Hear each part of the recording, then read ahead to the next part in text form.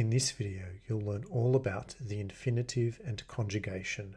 They're long and complicated words which can make people confused, but especially if you're learning a European language as a foreign language, they're very important concepts to master, and I'll try to make them as simple and clear as possible for you. Let's start with the infinitive. The infinitive is a form of the verb. Now, what is a verb? You might say doing or action word, but it's more than that. It could be a doing, being, or having word. When people think of verbs, they often think of ing words like playing. But we want to be more specific and say is playing, because playing by itself doesn't make a sentence. You need the word is attached to a person, and we'll get to why that's significant later. But think about all the other forms we could create with this verb. Plays, have played, was playing, etc. Where do all these forms come from? What's the original word that they all come from? Well, it's to play, or simply play, and that is the infinitive. It's the original base form of the verb, or the dictionary form of the verb. It's what you're going to find if you look up a dictionary.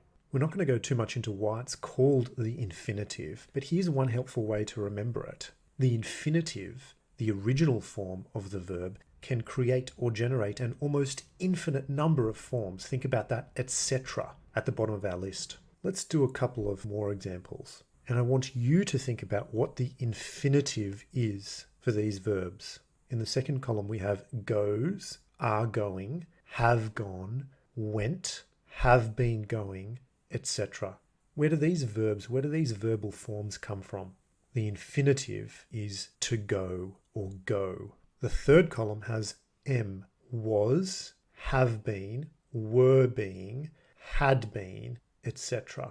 What's the infinitive of these verbs? This one's a bit trickier because it doesn't look as similar as all of its other forms, but it's to be or simply be. I want to introduce an image to help you understand what the infinitive is doing and how that relates to our next concept, conjugation. And the image is making clothes. When you make clothes, you start with a plain piece of fabric. The fabric itself isn't really used for much, and it's not yet personalized. In order to make it useful, in order to personalize it, to create clothes that fit a particular person, well, you need to do all sorts of things to it. And at the end of that process, you'll have a shirt or shorts or a gown or a t-shirt or a frock or a coat, or any number of clothes in different shapes and sizes and colors. But the original base form of that cloth was the piece of fabric. The process of the fabric becoming clothes, or the infinitive becoming useful verbs, is called conjugation. And let's look at that now. So we can think of conjugation as joining the verb with its subject. That is, the person in charge of the verb, or making the infinite finite. The infinitive, which can produce infinite forms, becomes finite. Or, if you like my image of the clothes, turning fabric into clothing. And let's see how that happens in European languages. You start with the infinitive. Let's use the word to play, or simply play. And what we do is we attach a person to that word. I play, you play, he, she, it plays, we play, you plural play, they play. Now you might think, hang on, the infinitive hasn't even changed. Well, it has once. Notice the S on he, she, it plays. But in other European languages, it changes more than that, which is why this framework is really important. Let's have a look at German and French. In German, the word for play is spielen, and you say ich spiele, du spielst, sie es spielt, wir spielen, ihr spielt, sie spielen. There's a lot more variety of endings on the verb spielen because it's been conjugated into its 6 different forms. The French also has some variety. The French word for play is jouer, and you conjugate it by putting it into these 6 forms. Here's the conjugation: je joue, tu joues, il, elle en joue, nous jouons, vous jouez, il, elle joue. So even though lots of those endings sound the same, they're spelt differently, which French likes to do.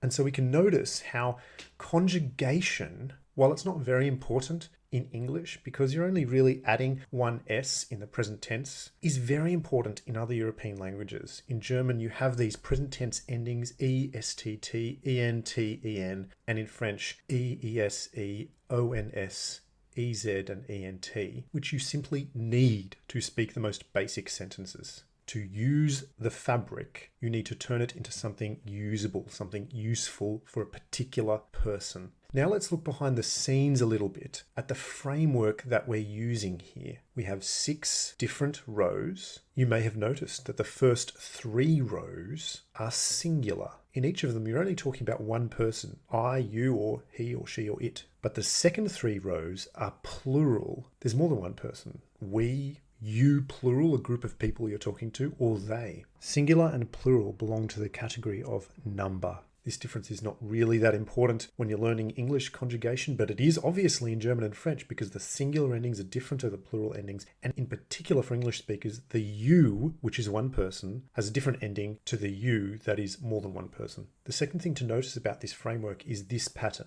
what we call person. And especially if you're learning an ancient language like ancient Greek or Latin, these labels are very important. We have first person, second person, and third person in the singular, and then first person, second person, and third person in the plural. Why do we use those labels? Just for your interest, I thought I'd explain it briefly. Think about how many people are involved in an interaction. If we say I or we, then there's only one group of people involved in that conversation. But if you say you, singular, or you, plural, then you are speaking to somebody else or to another group of people. So there are 2 people involved in that interaction. That's second person. And if we say he, she, or it, or they, then you are speaking to somebody else about somebody else. So there are 3 people or 3 groups in that interaction. That's why we use those labels.